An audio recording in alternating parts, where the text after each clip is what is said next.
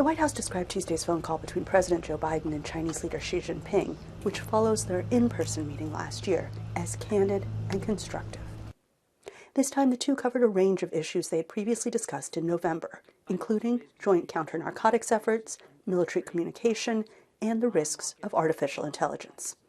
We believe that there is no substitute for regular communication at the leader level to effectively manage this complex and often tense bilateral relationship. And both presidents agreed to pick up the phone and speak when needed. Xi, in a statement, said both leaders found the phone call to be candid and constructive. But he stressed that disagreements remain, notably about the status of Taiwan, which China claims. In his statement, Xi said the China-U.S. relationship is beginning to stabilize, and this is welcomed by both societies and the international community. On the other hand, the negative factors of the relationship have also been growing, and this requires attention from both sides.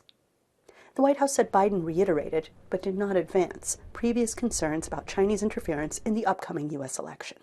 Xi did not mention the topic in his account of the call.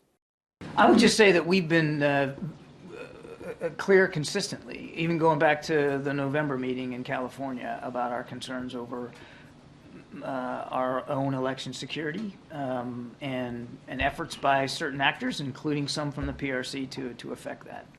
Just last month, the British Parliament voted to impose sanctions over Beijing-linked hacks of its Electoral Commission and Parliament.